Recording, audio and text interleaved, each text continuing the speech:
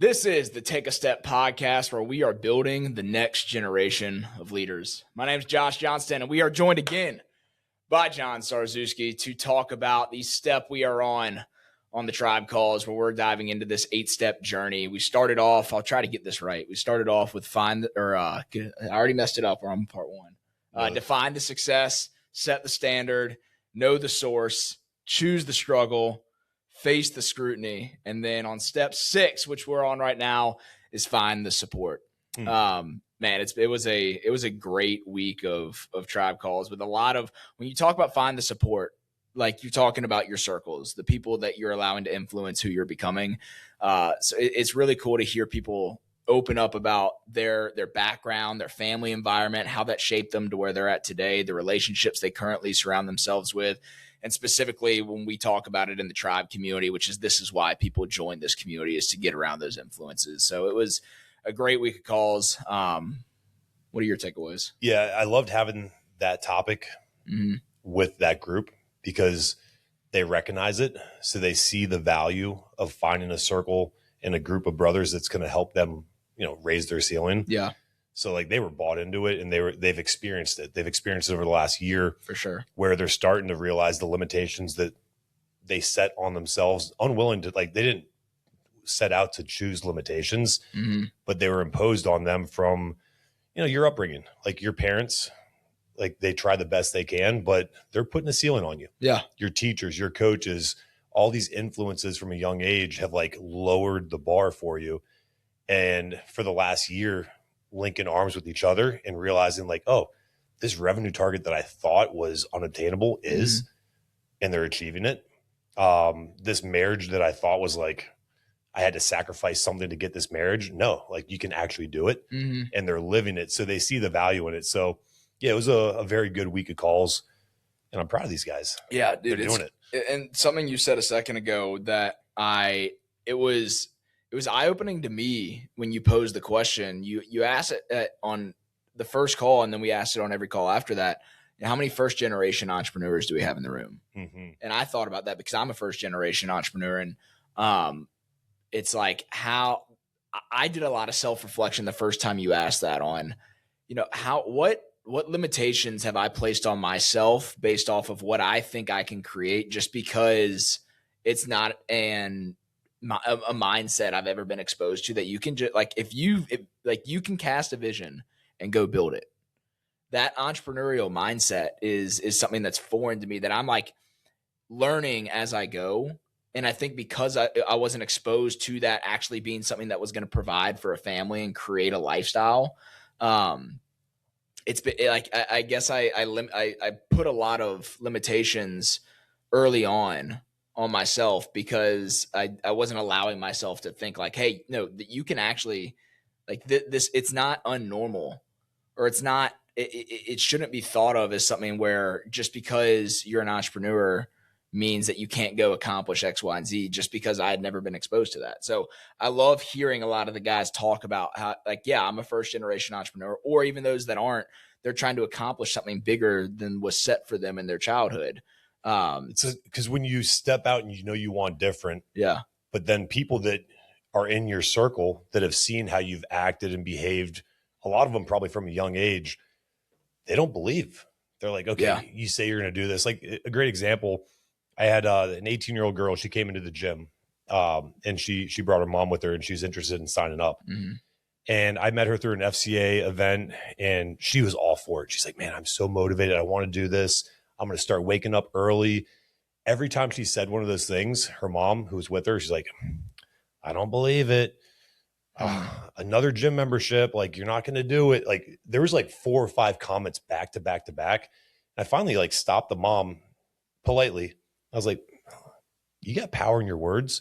Let's try to like speak life into her, because I believe it. Yeah. She's believing it. She just needs some support.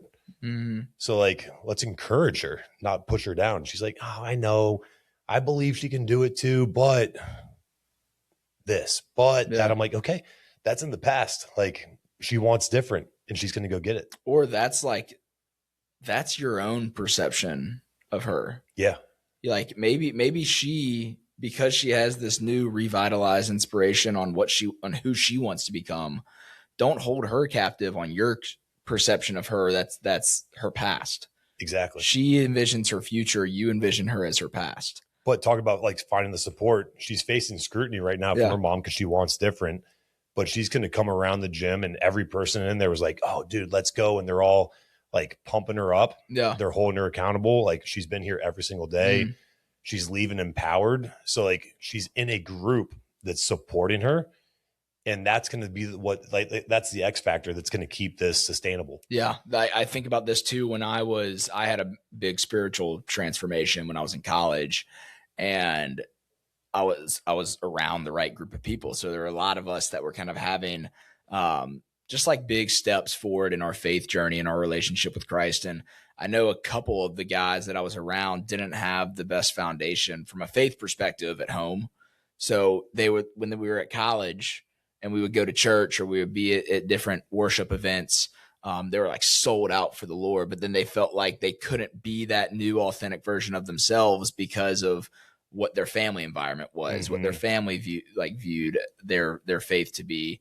And it's the same thing where it's like, if you want to like blossom into the version of yourself that you see for your future, then it's something we talk about on the calls. Don't surround yourself with people that you have a common past with, but a common future with. Yeah, I love that.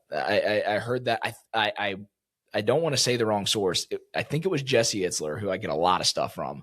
But I heard that quote and I'm like, that is so accurate in my life, because there's so many relationships that I had when I was growing up that we just we were friends because we liked to do similar things and we went to school together, and that's basically it. Like there weren't a lot of real genuine things on what we were working towards or who we were becoming that brought us together. It was solely just interest based. And I think now, who do I surround myself with?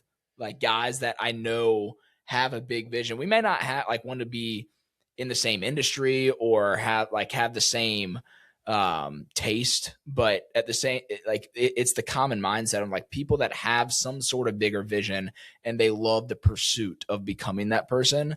And you surround yourself with people who are focused on who they're becoming, not who they were. Man, that's powerful. The scary thing though, as you're outgrowing that circle and you recognize like you want different, if you don't intentionally go out there and find other people to like start doing life with that push you and challenge you and grow with you, you'll default back to somebody because like we're not called to do this on our own. So I found like stepping into entrepreneurship, I had to always be on.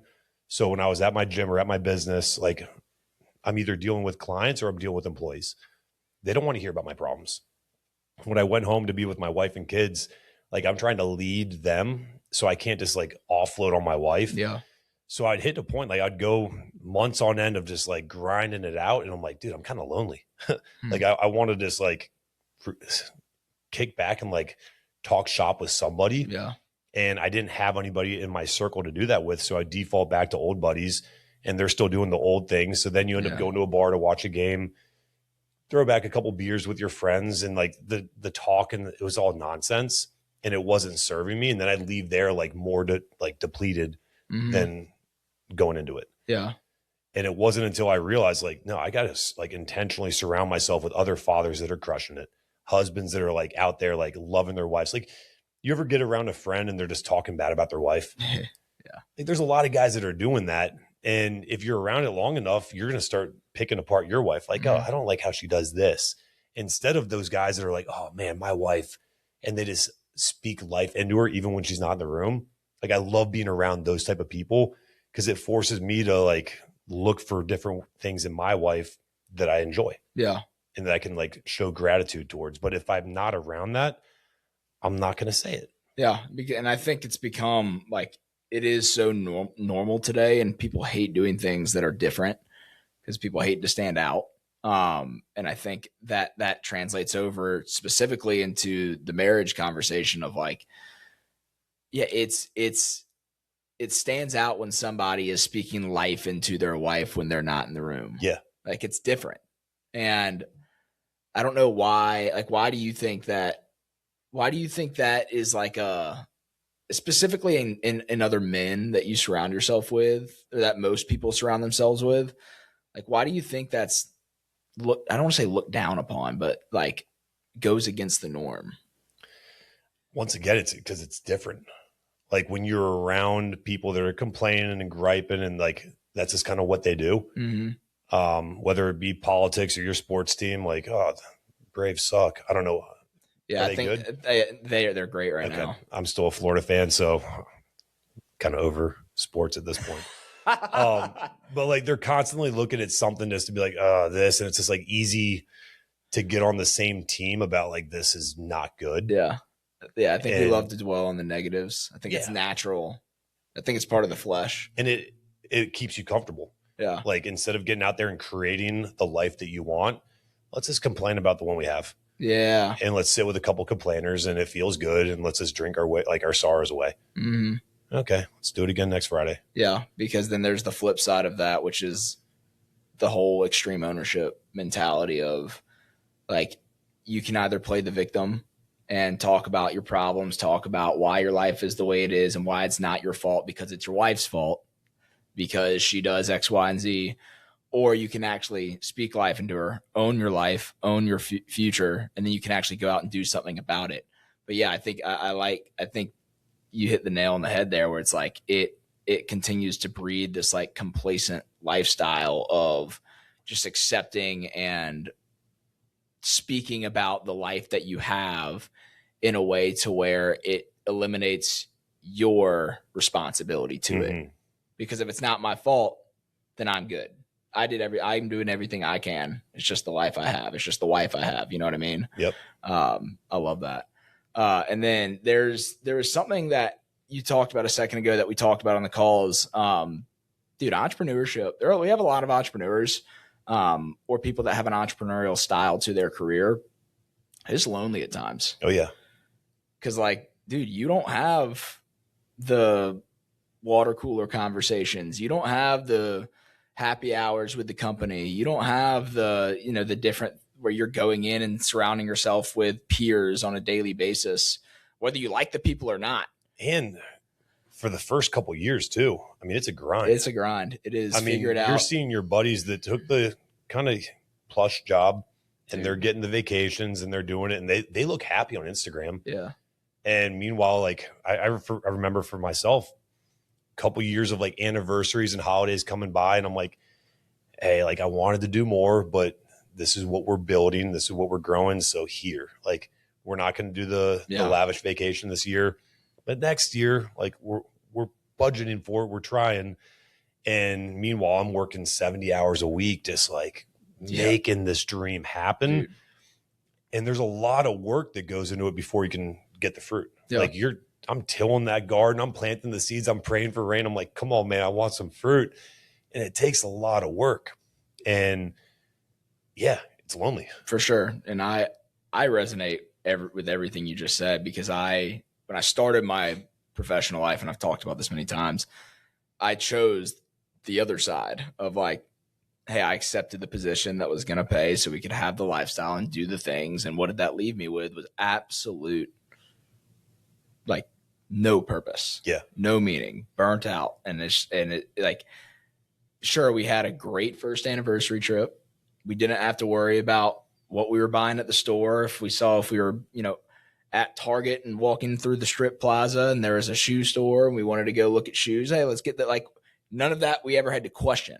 Yeah. And then going from that for 3 years, building, and like at the very beginning, like that was the foundation that was being set on, like, this is how you live as a young professional, to then making the decision to completely do away with that life and build something from the ground up. It's been challenging. It's been super, super challenging to see, because like you build that foundation, you also build that. I was also building that image for myself. And then to like have circles I was running in where we were doing similar things, but I'm the only one that chose to step away. And then other people are continuing on that same lifestyle. And I have to look at my wife and be like, I'm sorry, we can't do that right now. Yeah. But then on the flip side, when you get out of that, and you realize you were numbing yourself with buying the next pair of shoes, getting that little bit of a dopamine hit to try to feel something, because for 50 hours a week when you're at work, you are just empty. Yep. You're purposeless. And then you're living for the vacations. Like, dude, life is too beautiful to live for vacations. Yeah, for sure. And it's too beautiful to live for vacations and to like enslave yourself to something that you don't want to do every single day just so you can have that one vacation. Yeah. And like I used to live this life so I can talk about it, because like I'll go to social events sometimes now, and I'll hear other young guys talk about what they're doing that are crushing it financially. And it's like this image ego thing. They've got the nice watch, they've got the nice shoes, the nice suit, or whatever they're wearing.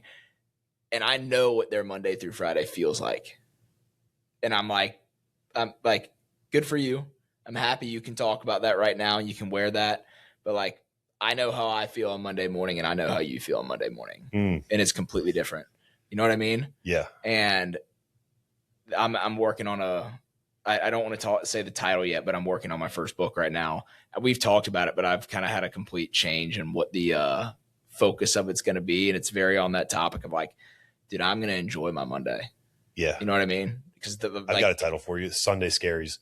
Anybody had that? Like, that feeling of like, oh, I talk about that a lot. Dreading going to work on Monday. Yeah. Instead of being excited to go out there and build this thing. Once we get off, we'll talk more about it. But yeah, dude, there's a quote that you had on the calls this month that I freaking loved. It was, your circle determines your ceiling. Oh yeah. And dude, because like, you cap yourself based off of who you're around. If you're around people that are thinking big, I know, like, I've experienced this before. You step into certain rooms where people are like, the things they're talking about are far beyond anything that you would talk about on your own. The visions they have for their business, for their families, the vacations they're planning out, how they're like stressing about the value of their time. It's like things that I would never think about, but just by being in circles and in rooms like that, I leave and I'm like, golly, like where am I like selling myself short on what I can actually accomplish? And I would have never have had that epiphany had I not just been in the room. So like, dude, your circle, like it 100% determines the ceiling for where you're going. Right. And going back to that, like that's where you have to intentionally invite people into your circle that are going to elevate and push you and help you to think beyond your current limitations. Cause like subconsciously we have a ceiling that we're putting on us. Like there's a number, we all have it, even to this day. If I make this amount this year, like, whoa, what? I'll be good. And like, I don't want to exceed beyond that. And now it's not bad to create your own ceiling. Like if you know what that number is, and if you hit the 500K a year and you know that that's going to provide for this lifestyle, you still have a good work-life balance and you're still intentional with your family, you're getting time in the gym, and you're a productive member of society and you're doing some service projects. Like if you can craft that and you're good, great. But like at least craft it for yourself and know that you can get out there. I mean, Elon Musk just became the world's first trillionaire. I mean, like there's not a ceiling. No. For us that are struggling, like, trying to make 80K this year, dude, he's a trillionaire. He's no different than us. Yeah. Like these guys are no different than us, but they believe that they're capable of more. Yeah. And like, who are the people that he's surrounding himself with? The president. Yeah. Exactly. Like you think, like, but it's so true. There's a direct correlation between somebody's performance and the people that they're around on a consistent basis. Talking about that, dude, I've never been more patriotic than seeing Dana White and President Trump sitting at the White House with the flyover and like American Eagles just flying around the room. I'm like, dude. Yeah. America. Come on. Let's go. There was I'll say it. There was a picture that showed the difference in like a one-off spontaneous event put on when Biden was in office. When Trump was in office, it was like gay pride flags hanging from the White House and like a bunch of topless activists on the front lawn. And then there's this America UFC flyover with fireworks. It's just like, holy, there's so much of a difference here. And it's the funny thing is people will get offended on either. Like, of course. Yeah. There's always going to be people are going to get offended. Yeah. So whether it's the gay pride activist on the front lawn, or if it's a UFC fight night, they're like, somebody's going to complain about it. You're never going to please everyone. So it's just enjoy the ride, man. Yeah, man. What do you think? What do you think people What do you think people default to when trying to like find relation or like if for somebody that feels isolated, what do you think their natural decision-making pattern is on like, hey, I need to get around some people. I need to find the right crowd. Comfort. Okay. The comfort crisis is real. So they're Yeah. going to surround themselves with people that make them feel good about themselves. Yeah. So they can kind of look over and be like, oh, I'm doing probably a little bit better than him, so I'm crushing it. Mm-hmm. Or I'm not doing what that guy's doing on weekends, so like I'm good. Instead of having brothers that challenge them. Yeah. So it's very hard to find a good friend that will pull your card. So if I see you acting up, if I see you saying something that's not your character, I'm going to call you out on it. And not of a place of like, I'm going to beat you up and like really put you down. But I know that's not the integrity that you want to live by and that you are living by. So I'm going to challenge you on it. Mm-hmm. And the same thing goes with your goals and like, how are you showing up throughout the week? Like, I'm going to hold you to that. And not a lot of guys they're not willing to put their ego aside to step into that room because they don't want somebody to be like, hey, you said you were going to do this. You didn't get it done. Because all of a sudden you just revert back. You get small.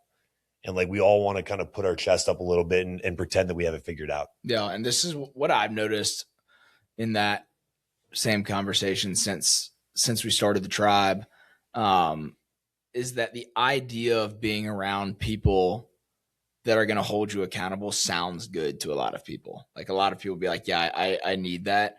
But then once it actually comes time for some accountability, they get defensive and the ego comes out and they're like the excuses and oh no, well, this happened because this, like, there's a complete difference in saying you want accountability and accepting accountability. 100%. You know?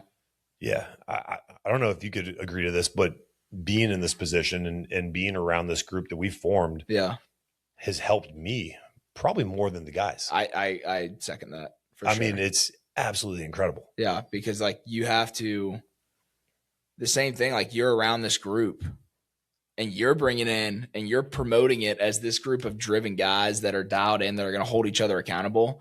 I've got to be prepared to embody that because I'm not going to ask something of a group that we're building that I can't accept as well, or I can't live out on my own. And you also have 60 guys that are holding you accountable to it. Yep, exactly. Because like we will slip. It's inevitable. Like sure. on this journey, there's going to be moments where you're not 100%. Yeah. And you make a bad choice or a bad decision. Like it will happen. But we're going to call you out on it. Yeah. That's the purpose of the group. Right. Yeah. It's beautiful. Yeah. And I think that's why we started it. Right. Like that's why, like we, at the end of the day, having the worst and most dangerous place you can be in is in isolation. Mm-hmm. There's I'm going to blank on the proverb right now. But there's a proverb that says when plans fail when there's lack of counsel. With many advisors, they succeed. There's another one that talks about decisions made in isolation lead to destruction, something like that. But and another thing, the very first thing that God said in the Bible was not good was that man was alone. Yeah. And if you can have some sort of community like the tribe, not saying that's the only one, but if you can have something like that where you're not just around guys, but you're talking about things that you want to accomplish. You're hearing advice from people who have been through very similar situations, other husbands, other fathers, other business owners, other Christians, other people that are trying to build a similar model of success around their lives, and everybody wants to hear feedback. Mm-hmm. And when you have that space where it's like, yeah, we're all going to get after it, but we're all going to hold each other accountable to making sure that we're following through on the things we say we're going to do. I'm not going to have all the answers. You're not going to have all the answers. But just from being around people that are going to say, like, a lot of people set goals and they have these plans and then they don't work them. And then no one's there to actually hold them accountable to it. I'm not saying we're going to give you the perfect plan, but we're going to help you to make sure that you're following through on what you said you would do, because action produces clarity at the end of the day. It's the follow through of everything. Yeah. Otherwise, like you go to these Tony Robbins seminars with the $1 million blueprint and they're selling out arenas. So 50,000 people are leaving these every weekend. Are they going out there and making millions? No. They've got the perfect plan. but the perfect plan without the execution, the follow through, and the people around there to help them hold accountable to it, it's a fancy notebook. And that's happening day in, day in out.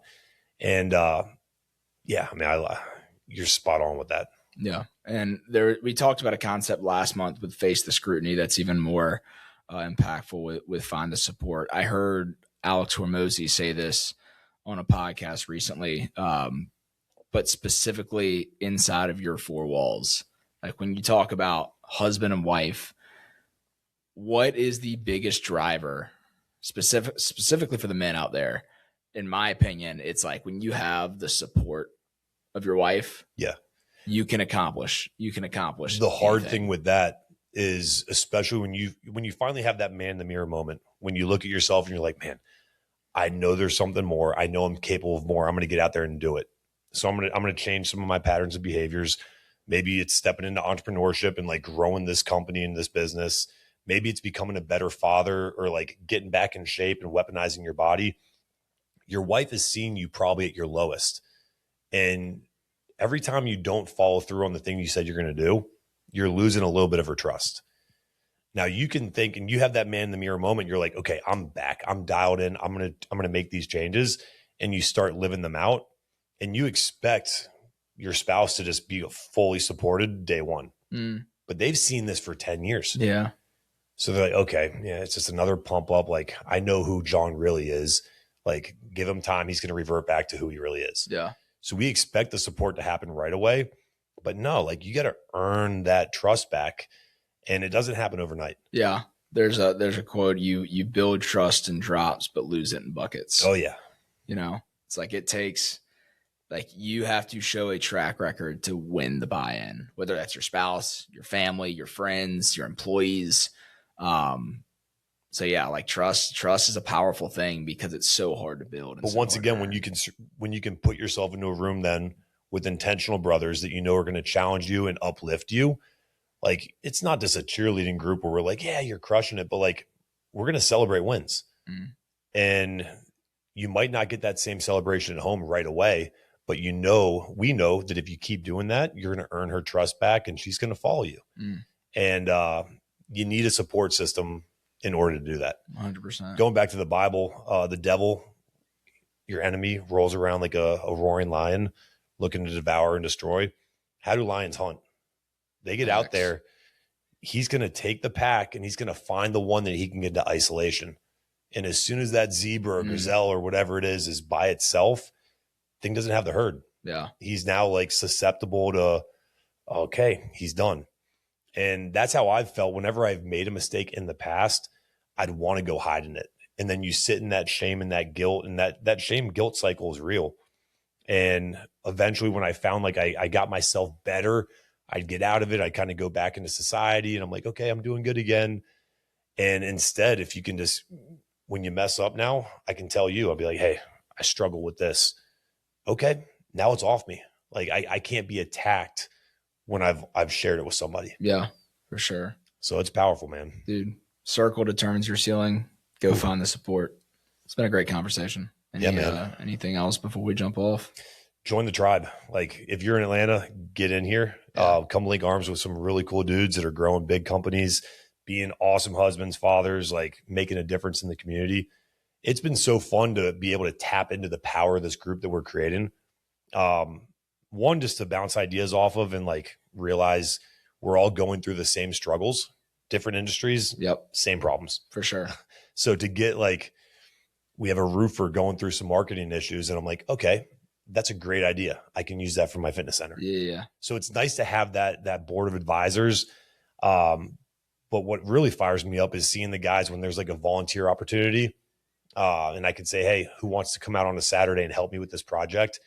We'll have 15 guys show up. Yeah. Like there's a lot of power in that. For sure. So if you feel like you're doing this on your own, you feel burnt out, like get in the circle. Yeah, 100%. And if you're not in Atlanta, starting to make some plans on branching out into chapters outside of the Atlanta market. So if you would be interested or know somebody that would want to launch the tribe in their city, we're going to start making a push in that way. So we'd love to connect with you on that or reach out to us on that. But man, great conversation. excited to go take action. And guys, thanks for listening to another episode of the Take a Step podcast. If you enjoyed it, please leave a rating on whichever platform you're listening. And always remember, no matter where you are on your growth journey, every mile begins with a step.